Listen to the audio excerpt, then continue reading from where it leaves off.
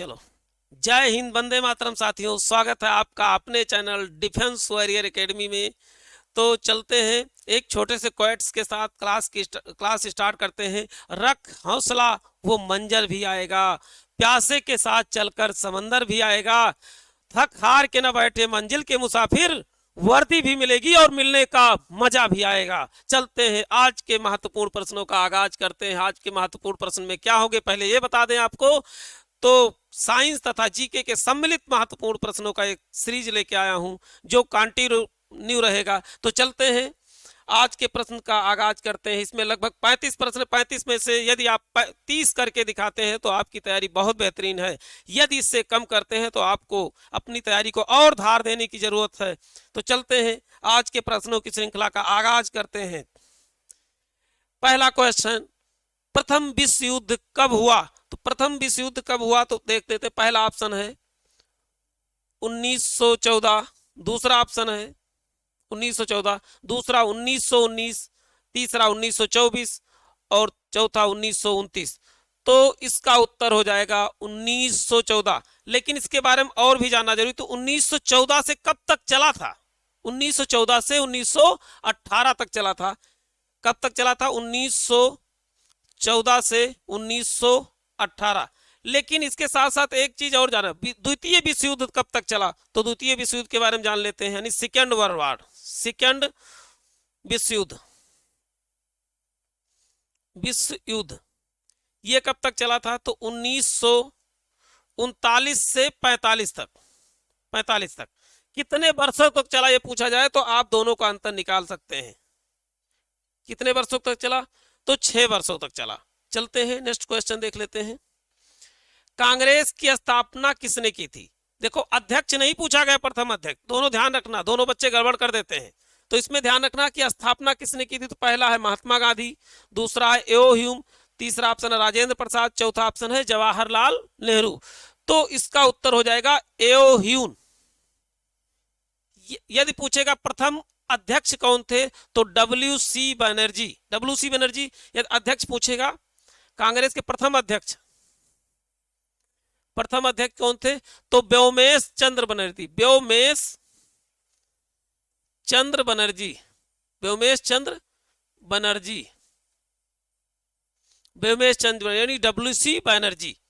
और कहां पर पहला अधिवेशन हुआ था? तो मुंबई में हुआ था। कहां पर? मुंबई कहां पर है? तो महाराष्ट्र की राजधानी है। चलते हैं, नेक्स्ट क्वेश्चन देख लेते हैं। और कब हुआ था ये पूछा जाए तो 1885 में।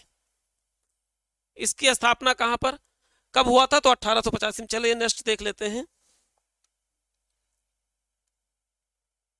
चलते हैं, दिल्ली चलो का नारा किसने दिया? दिल्ली चलो चलो का नारा किसने दिया?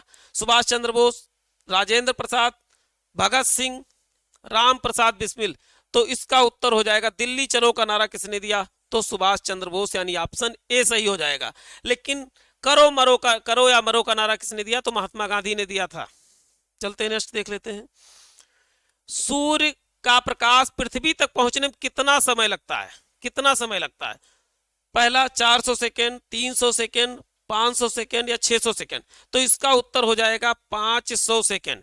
लेकिन कभी कभी सेकेंड में न देके मिनट में दे देता। तो मिनट क्या बताओगे? 8 मिनट 20 सेकेंड, 8 मिनट 20 सेकेंड।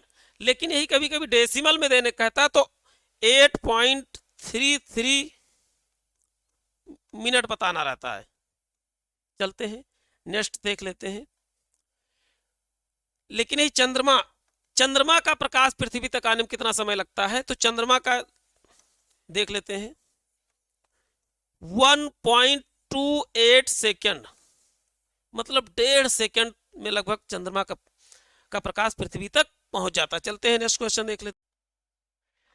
चलिए, विजय घाट किसकी समाधि स्थल है? तो पहला गांधी जी की, दूसरा लाल बहादुर शास्त्री, तीसरा इंदिरा गांधी और चौथा राजीव गांधी। तो इसका उत्तर हो जाएगा लाल बहादुर शास्त्री।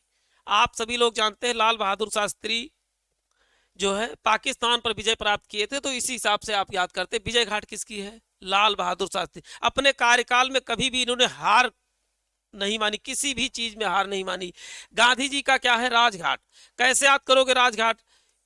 ये गांधी जी के ही देन है, जो अंग्रेजों का राजपाट इन्होंने क्या कर दिया था, नेस्तनाबूद कर दिया था। तो राजघाट किसका हो जाएगा, गांधी जी का राजघाट। जबकि इंदिरा गांधी का क्या हो जाएगा, तो इंदिरा गांधी आप जानते हैं इनको आयरन लेडी के नाम से जाना जाता है, ये शक्ति की देवी के नाम से भी जाना जाता है। तो शक्ति स्थल किसका हो जाएगा, इंदिरा गांधी का। आप जानते पद पे रहते हुए इनकी मृत्यु हो गई थी राजीव गांधी की, तो ये वीर गति को प्राप्त हुए थे। तो वीर भूमि क्या याद करोगे, वीर भूमि, वीर भूमि। जबकि अभय घाट जब पूछा जाए तो क्या बताओगे, अभय घाट,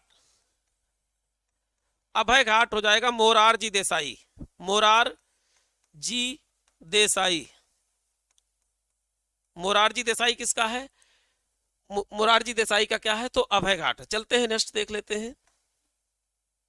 एक कोशिकीय जीव, मतलब इसमें एक ही प्रकार की कोशिका पाई जाती है। तो उत्तर हो जाएगा पहला अमीबा, दूसरा शुतुरमुर्ग, तीसरा हाथी और चौथा इनमें से कोई नहीं। तो इसका उत्तर हो जाएगा अमीबा। अमीबा के साथ याद कर सकते हैं पैरामीशियम भी याद कर सकते हैं, पैरामीशियम। पैरामीशियम का अन्य नाम क्या है, इसे चप्पल जीव भी कहा जाता है। क्या कहते हैं, चप्पल। इसकी आकृति एकदम चप्पल के समान होती है, इसीलिए पैरामीशियम को चप्पल जीव भी कहा जाता है। चलते हैं नेक्स्ट देख लेते हैं। विश्व की प्रथम महिला प्रधानमंत्री कौन थी, विश्व की प्रथम महिला प्रधानमंत्री, पहला है पाकिस्तान, दूसरा है श्रीलंका, तीसरा भारत और चौथा बांग्लादेश। तो इसका उत्तर हो जाएगा श्रीलंका। और इनका नाम याद करना बहुत आसान है, श्रीलंका और श्री माओ भंडार नायके। देखो दोनों को कोरिलेट करके याद कर सकते हैं, श्रीलंका और श्री माओ भंडार नायके, भंडार नायके। कोरिलेशन मेथड के थ्रू आप बड़े आराम से याद करते हैं, श्रीलंका और श्री माओ भंडार नायके। लेकिन यदि राष्ट्रपति पूछा जाए तो क्या हो जाएगा, मारिया एस्ट्रेला हो जाएगा। यदि पहली राष्ट्रपति विश्व की पूछा जाए तो क्या बताओगे, विश्व की प्रथम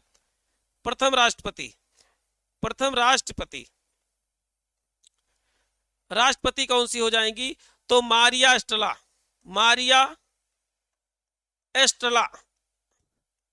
एस्ट्रेला। लेकिन एक चीज बताएं, एस्ट्रेला से आप ऑस्ट्रेलिया को रिलेट नहीं करना है। तो कहां की है, अर्जेंटीना की थी ये। कहां की थी, अर्जेंटीना। जबकि भारत की पहली प्रधानमंत्री कौन सी हो जाएंगी, भारत की पहली प्रधानमंत्री इंदिरा गांधी। और पहली राष्ट्रपति कौन सी हो जाएंगी, तो पहली राष्ट्रपति हो जाएंगी आपकी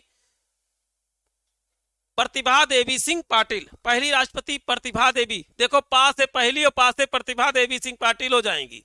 तो इसको कोरिलेशन के थ्रू आप चीजों को बहुत आसानी से याद कर सकते हैं। जैसे अभी हमने कोरिलेशन के थ्रू श्रीलंका और श्री माओ भंडार नायके याद कर लिया। चलते हैं नेक्स्ट देख लेते हैं। बृहस्पति के कितने उपग्रह हैं, तो पहला 62, फिर 40, फिर 66, फिर 17। तो आपको बता दें इनमें से कोई भी ऑप्शन करेक्ट नहीं है।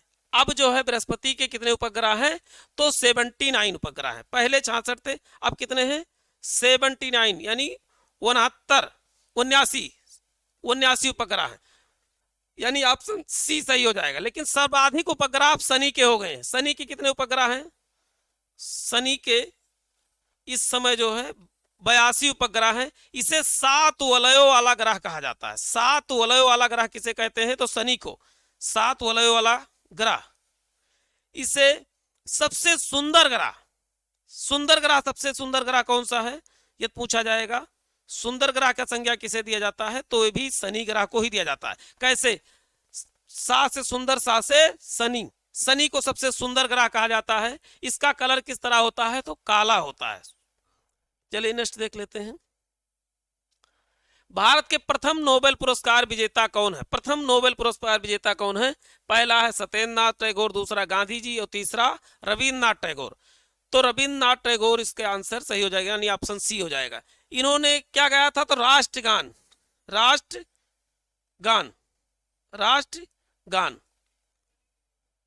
और राष्ट्रगान क्या है, जनगण मन। और किस लिए इनको दिया गया था नोबेल पुरस्कार, तो गीतांजलि पुस्तक के लिए दिया गया था।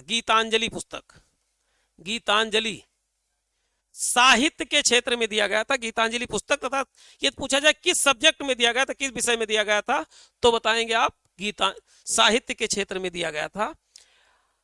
अच्छा, एक खास बात और रविन्द्रनाथ टैगोर जी के बारे में है। रविन्द्रनाथ टैगोर अपने देश का तो इन्होंने राष्ट्रगान लिखा ही, प्लस बांग्लादेश का आमार सोनार बांग्ला, बांग्लादेश का राष्ट्रगान क्या है, आमार सोनार बांग्ला, भी किसने लिखा था, तो रविन्द्रनाथ टैगोर ने ही लिखा था। ठीक है, चलते हैं। और यही राष्ट्रगान के बाद हम बात कर लेते हैं, राष्ट्रीय गीत की बात कर लेते हैं। राष्ट्रीय गीत, आप जानते हैं राष्ट्रीय गीत क्या है, वंदे मातरम है। क्या, वंदे मातरम। सबको कंफ्यूजन हो जाता कि वंदे मातरम के लेखक कौन है, आज के बाद कंफ्यूजन होगा ही नहीं, इसकी गारंटी मैं लेता हूं। वाह से वंदे मातरम, वाह से बंकिम चंद्र चटर्जी, बंकिम चंद्र चटर्जी, चंद्र चटर्जी, या चटर्जी नहीं रहेगा तो कभी कभी चट्टोपाध्याय भी रहता है। ठीक है, तो दो जो भी रहेगा तो ऑप्शन में आप लगा सकते हैं। तो वाह से वंदे मातरम, वाह से बंकिम चंद्र चटर्जी, तो वंदे मातरम के रचयिता कौन है, बंकिम चंद्र चटर्जी हैं। चलते हैं, नेक्स्ट क्वेश्चन देख लेते हैं। गोवा कब आजाद हुआ, पहला 1950, 1961, 1947 और 1963। तो गोवा 1961 में आजाद हुआ। सबसे, और किससे आजाद हुआ, पुर्तगालियों से। तो सबसे पहले भारत में कौन आया, तो पुर्तगाली ही आए, और सबसे बाद गया कौन, तो पुर्तगाली ही सबसे लास्ट में गए। सबसे यानी 1961 में जो है पुर्तगालियों से कौन आजाद हुआ, गोवा। गोवा की राजधानी क्या है, पणजी। गोवा की राजधानी क्या है, पणजी। और ये बहुत बार पूछा गया है कि पणजी किस नदी के किनारे है, तो पणजी किस नदी किनारे है, तो मांडवी नदी किनारे। किस नदी किनारे, मांडवी नदी किनारे। एक बार पूछा जाता कि गंगा नदी के किनारे बसा सबसे बड़ा शहर कौन सा है, तो कानपुर नगर है। गंगा नदी किनारे बसा सबसे बड़ा शहर कौन सा है, कानपुर नगर है। जबकि लखनऊ किस नदी किनारे है, तो गोमती नदी किनारे है। लखनऊ गोमती नदी किनारे। चलिए नेक्स्ट देख लेते हैं। सिंधु घाटी सभ्यता का काल कब से कब तक माना जाता है, पहला है 4000 से 2500, दूसरा 3000 से 1525, 2500 से 1750 और 5000 से 1550। इसका उत्तर हो जाएगा 2500 से 1750। कैसे ज्ञात किया गया, तो ये कार्बन डेटिंग द्वारा, कार्बन डेटिंग द्वारा, यानी कार्बन डेटिंग क्या होता है, C14 के द्वारा ज्ञात किया गया। यह पृथ्वी की आयु ज्ञात कैसे की जाती है, तो यूरेनियम डेटिंग द्वारा। पृथ्वी की आयु कैसे ज्ञात की जाती है, पृथ्वी की आयु, पृथ्वी की आयु किस विधि द्वारा ज्ञात किया जाता है, तो क्या बताएंगे, यूरेनियम डेटिंग द्वारा। यूरेनियम डेटिंग, यूरेनियम डेटिंग द्वारा। यूरेनियम डेटिंग का नाम क्या है, तो यूरेनियम 235, यूरेनियम 235। चलते हैं, देख लेते हैं। लोकसभा में राष्ट्रपति कितने सदस्य मनोनीत कर सकता है, पहला ऑप्शन 12, दूसरा 2, तीसरा 4 और चौथा 6। तो आपको बता दूं, पहले के हिसाब से तर्क संगत था, लेकिन इस समय अब लोकसभा में कोई सदस्य मनोनीत नहीं किया जा सकता। क्यों, पहले एंग्लो इंडियन को मनोनीत किया जाता था, लेकिन अब जो है एंग्लो इंडियन का कॉन्सेप्ट हटा दिया गया। अब कोई भी सदस्य लोकसभा में मनोनीत नहीं किया जा सकता। पहले 2 किए जाते थे, अब नहीं। तो राज्यसभा में लेकिन अभी भी किए जा सकते हैं। राज्यसभा में राष्ट्रपति कितने मनोनीत कर सकता है, तो 12 सदस्य को मनोनीत कर सकता है। तो इस क्वेश्चन को आप काट दें, अब कोई भी मनोनीत नहीं किया जाता है, जबकि राज्यसभा में अभी भी पहले की तरह रूल लागू है, 12 सदस्य अभी भी मनोनीत किए जा सकते हैं। चलते हैं, नेक्स्ट देख लेते हैं। लोकसभा का कार्यकाल कितना होता है, 5 साल, जबकि राज्यसभा का कोई कार्यकाल नहीं होता। राज्यसभा अनवरत चलने वाली संस्था है, लेकिन उनके सदस्यों का कार्यकाल होता है। उनके सदस्यों का कार्यकाल कितना होता है बच्चों, तो उनके सदस्यों का कार्यकाल 6 वर्ष होता है। अब जितने कार्यकाल होते हैं हम देख लेते हैं। पद तथा कार्यकाल, इसको आप साथों साथ कॉपी पेन करके नोट करते रहें। सबसे पहले तो वोटर्स की यानी मतदाता की उम्र क्या होती है, मतदाता की उम्र कितनी होती है, 18। प्रधान बनने की उम्र क्या होती है, प्रधान, ग्राम प्रधान कह सकते हो इसे, ग्राम प्रधान की उम्र कितनी होती है? 21 साल। लोकसभा सदस्य की उम्र कितनी होनी चाहिए? लोकसभा सदस्य 25 साल। राज्यसभा का कितना? 30 साल। राज्यपाल राष्ट्रपति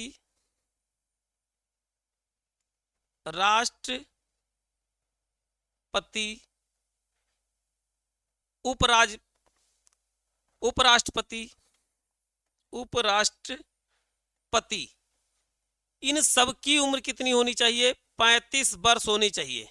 इन सब की उम्र कितनी होनी चाहिए? 35। तो इतना नोट कर लीजिए कि मतदाता यानी वोट देने की उम्र कितनी होती है? 18। प्रधान बनने की उम्र कितनी होती है? 21। लोकसभा सदस्य बनने की कितनी होती है? 25। राज्यसभा की कितनी होती है? 30। राज्यसभा सदस्य बनने की, राज्यसभा का कोई कार्यकाल नहीं होता। राज्यपाल, राष्ट्रपति, उपराष्ट्रपति तीनों का क्या होता है? तो 35 वर्ष होता है। चलते हैं नेक्स्ट देखते हैं। जल में ध्वनि की गति कितनी होती है?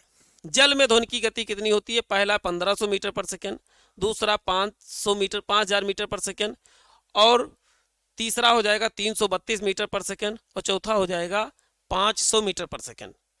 चलते हैं इसके, आप जान लिए कि 332 जो होती है वायु में ध्वनि की चाल कितनी होती है? तो 332 मीटर पर सेकेंड होती है। जबकि यदि कहा जाए इसको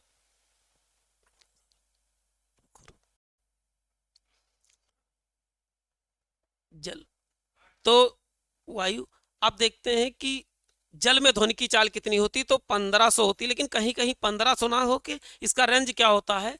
1483 से 1500 हो सकती है, 1500 हो सकती है। अब यदि कहा जाए कि ध्वनि का चाल, ताप बढ़ने पर ध्वनि की चाल पर क्या प्रभाव पड़ता है बच्चों? तो ताप बढ़ने पर ध्वनि की चाल बढ़ जाती है। यदि कहा जाए आर्द्रता या नमी बढ़ने ध्वनि की चाल पर क्या प्रभाव पड़ता है? तो तब भी ध्वनि की चाल बढ़ जाती है। लेकिन दाब का ध्वनि पे कोई प्रभाव नहीं पड़ता, दाब का ध्वनि पे कोई प्रभाव नहीं पड़ता है।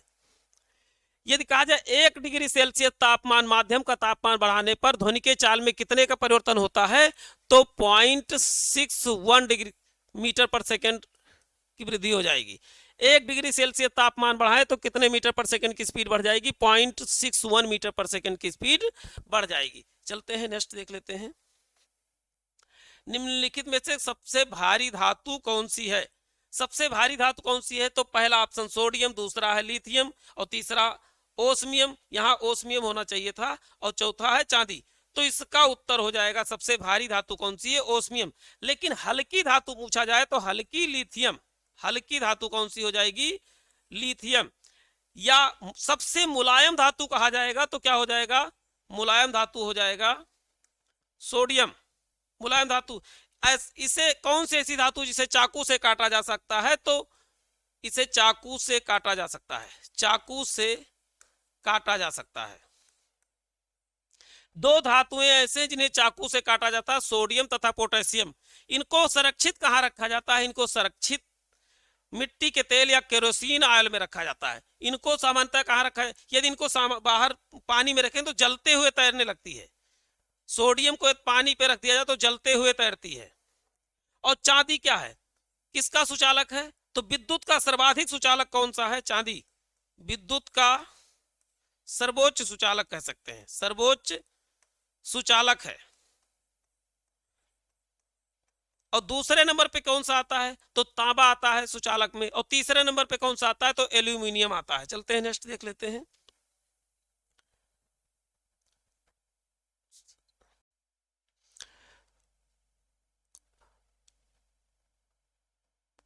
लोहे का गैल्वनीकरण किस धातु से किया जाता है? गैल्वनीकरण को कभी कभी गैल्वनाइजेशन भी कहा जाता है। तो इसका उत्तर हो जाएगा, पहला पानी है, दूसरा एल्युमिनियम है, तीसरा तांबा है, और चौथा जस्ता। तो किस धातु से किया जाता है? तो जस्ते से। जस्ते का अन्य नाम क्या है? तो इसको जिंक के नाम से जाना जाता है। किसके? जिंक यानी जेडन। इसका सिंबल क्या है? जेडन। तो गैल्वनीकरण या गैल्वनाइजेशन में किसकी परत चढ़ाई जाती है? तो जस्ते की परत चढ़ाई जाती है।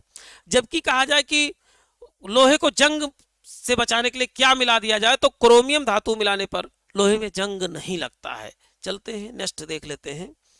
और कभी कभी बल्कनाइजेशन पूछा जाएगा, तो क्या बल्कनाइजेशन, बल्कनाइजेशन, बल्कनाइजेशन क्या है, तो रबड़ में सल्फर मिलाकर गर्म करने की प्रक्रिया क्या कहलाती है, बल्कनाइजेशन। या रबड़ को ठोस बनाने की प्रक्रिया क्या कहलाती है, तब भी क्या बताएंगे, बल्कनाइजेशन या बल्कनीकरण। चलते हैं नेक्स्ट देख लेते हैं। विश्व का सबसे बड़ा जीवित पक्षी कौन सा है, तो जीवित पक्षी है शुतुरमुर्ग, यानी ऑप्शन बी सही हो जाएगा। शुतुरमुर्ग का अंडा सबसे बड़ी कोशिका पूछा जाए किसकी होती है, तो शुतुरमुर्ग के यक की होती है या ऑस्ट्रिच यक की होती है। सबसे बड़ी कोशिका किसकी होती है, तो शुतुरमुर्ग के अंडे की होती है। चलते, जबकि सबसे छोटी कोशिका कहा जाए तो माइकोप्लाज्मा होता है। सबसे छोटी कोशिका माइकोप्लाज्मा, पूरा नाम माइकोप्लाज्मा गैलीसेप्टिकम। चलते हैं नेक्स्ट देख लेते हैं। अफगानिस्तान की राजधानी क्या है, अफगानिस्तान की राजधानी पहला है इस्लामाबाद, दूसरा काठमांडू, तीसरा काबुल और चौथा है कोलंबो। तो इस्लामाबाद की राजधानी क्या है, तो इसका उत्तर हो जाएगा काबुल। चलते हैं नेक्स्ट देख लेते हैं। भारत का सबसे बड़ा चिड़ियाघर कौन सा है, तो भारत का सबसे बड़ा चिड़ियाघर कहां पर है, पहला कलकत्ता, दूसरा लखनऊ, तीसरा पटना, चौथा चेन्नई। तो इसका उत्तर हो जाएगा कोलकाता, यानी अब कोलकाता नाम हो गया इसका। तो सबसे बड़ा चिड़ियाघर कहां पर है, तो कोलकाता में है। चलते हैं नेक्स्ट देख लेते हैं। इंग्लैंड की राजधानी क्या है, पहला लंदन, दूसरा पेरिस, तीसरा जेनेवा और चौथा उल्लू। देखिए उल्लू फर्जी का ऑप्शन किस तरह बनाया गया, आपको देख के हंसी आ रही होगी। तो इसका उत्तर हो जाएगा लंदन। लंदन किस नदी किनारे है, तो उत्तर बताएंगे टेम्स नदी या थेम्स नदी। किसके नदी, टेम्स या थेम्स, दोनों कभी कभी लिखा क्या था, तो टेम्स और थेम्स दोनों सही है। चलते हैं नेक्स्ट देख लेते हैं। भारत का राष्ट्रीय पक्षी क्या है, पहला कबूतर, दूसरा मोर और तीसरा ऑप्शन हंस, चौथा उल्लू। तो इसका उत्तर हो जाएगा मोर हो जाएगा। भारत का राष्ट्रीय पक्षी क्या है, तो राष्ट्रीय पक्षी मोर है। चलते हैं नेक्स्ट देख लेते हैं। भारत का सर्वोच्च सिविलियन पुरस्कार यानी सबसे बड़ा नागरिक पुरस्कार कौन सा है, तो सबसे बड़ा नागरिक पुरस्कार हो जाएगा भारत रत्न। जबकि दूसरे नंबर पर क्या आता है, तो पद्म विभूषण, ये पहले नंबर पे और ये दूसरे नंबर पे, और पद्म विभूषण तीसरे नंबर पे क्या आता है, तो पद्म भूषण आता है। तीसरे नंबर पे क्या आता है, पद्म भूषण, पद्म भूषण, पद्म भूषण कितने नंबर पे, तीसरे नंबर पे। चौथे नंबर पे पद्म श्री आता है। तो चलते हैं नेक्स्ट देख लेते हैं। अंतरराष्ट्रीय श्रमिक दिवस कब मनाया जाता है, पहला 1 अप्रैल, 1 मई, 1 जनवरी या 1 जून। तो इसका उत्तर हो जाएगा श्रमिक दिवस कब मनाया जाता है, 1 मई को। कुछ अन्य महत्वपूर्ण दिवस को भी देख लेते हैं। देखिए 7 अप्रैल, क्या 7 अप्रैल, 7 अप्रैल को कौन सा दिवस मनाया जाता है, स्वास्थ्य दिवस मनाया जाता है, स्वास्थ्य दिवस। अच्छा देखिए इसको ऐसे लिखेंगे तो क्या लिखेंगे, 7 और 7 से 7, 7 से स्वास्थ्य, 7 अप्रैल को। और कहीं पर किसी को आप कोई बीमार होता है तो आप उसके पास जाते हैं तो क्या कहते हैं, आप स्वस्थ रहें, क्या आप स्वस्थ रहे, तो आप से क्या हो जाएगा अप्रैल। 7 अप्रैल को कौन सा दिवस मनाया जाता है, तो स्वास्थ्य दिवस मनाया जाता है। एक और आर्मी की तैयारी आप सब कर रहे हैं तो 3 दिवस आपको याद होना ही चाहिए। तो इसका एक छोटा सा ट्रिक के माध्यम से देख लेते हैं। 4 सही 8/15, 8 को ऐसे लिख लीजिए, यदि हम 8 ऐसे लिखें, 8 अक्टूबर, अक्टूबर, 8 अक्टूबर को कौन सा दिवस, तो ये बताइए 8 ऊपर लिखा है तो वायुसेना दिवस, ऊपर लिखा है तो वायुसेना दिवस, कौन सा, वायुसेना दिवस।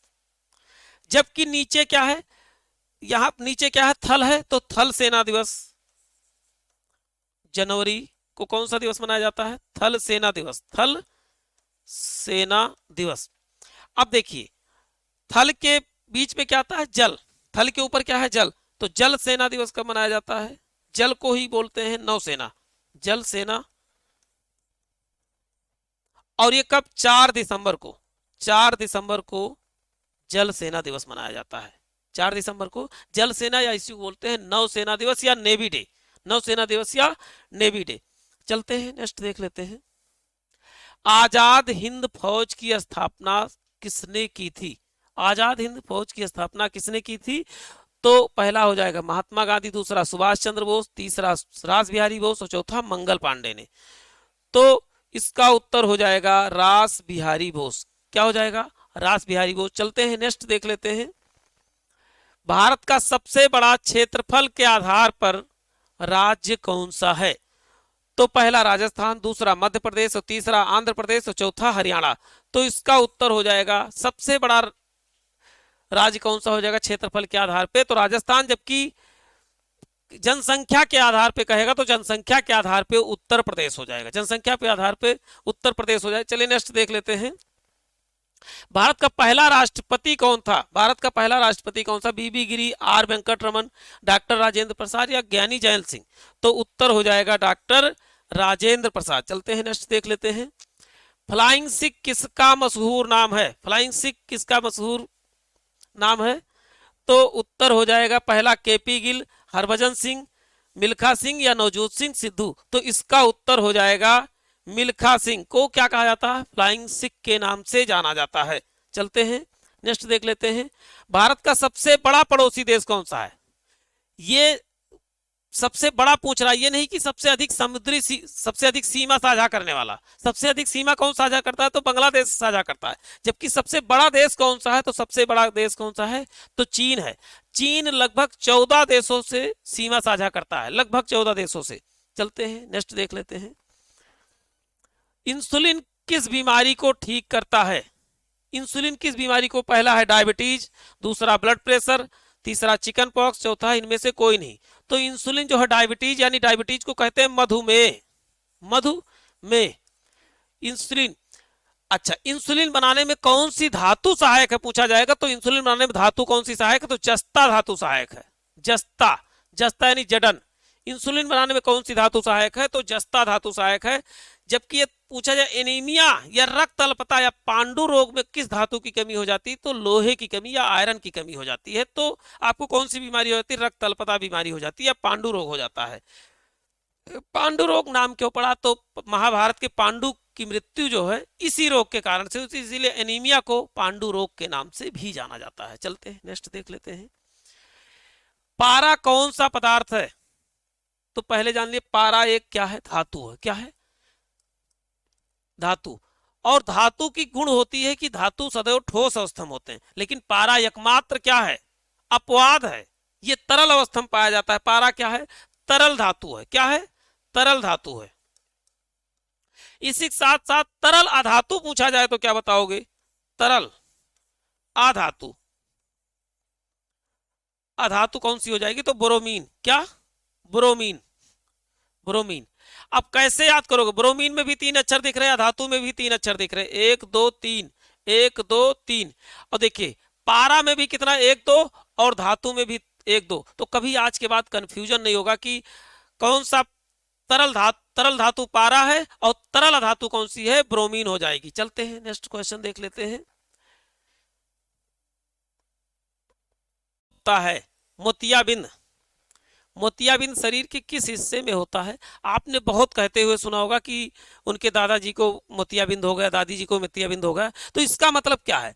ये कहां पर होता है? ये आंख में होता है। एक और बता दें, आंख से होने वाली जितनी बीमारियां, ट्रेकोमा, ग्लूकोमा, जिसके लास्ट में लगभग मां होता है, ट्रेकोमा, ग्लूकोमा, ये सब किससे संबंधित है?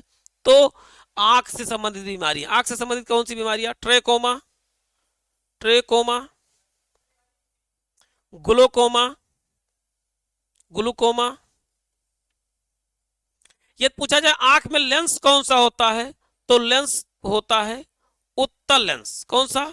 आंख में लेंस कौन सा होता है? तो उत्तल लेंस होता है। उत्तल लेंस। आंख में लेंस उत्तल लेंस। यदि कहा जाए आंख का कौन सा भाग दान किया जाता है तो बताएंगे कार्निया। और आंख पे प्रतिबिंब कहां बनता है? तो प्रतिबिंब बताएंगे तो रेटिना पर बनता है। प्रतिबिंब कहां पर? तो रेटिना पर। चलते हैं नेक्स्ट देख लेते हैं। सूर्य में कौन सा विटामिन पाया जाता है? पहला ऑप्शन ए, दूसरा बी, तीसरा सी और तो डी।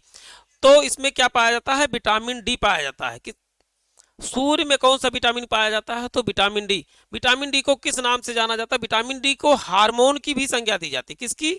हार्मोन की भी संज्ञा दी जाती है। विटामिन डी को हार्मोन की संज्ञा दी जाती है। और विटामिन डी को किस नाम से जाना जाता है? कैल्सीफेरॉल। रासायनिक नाम क्या है विटामिन डी का? तो कैल्सीफेरॉल। और इसका क्या है? रेटिनॉल। इसका रासायनिक नाम क्या है? रेटिनॉल। विटामिन बी का क्या नाम है? थायमीन। क्या?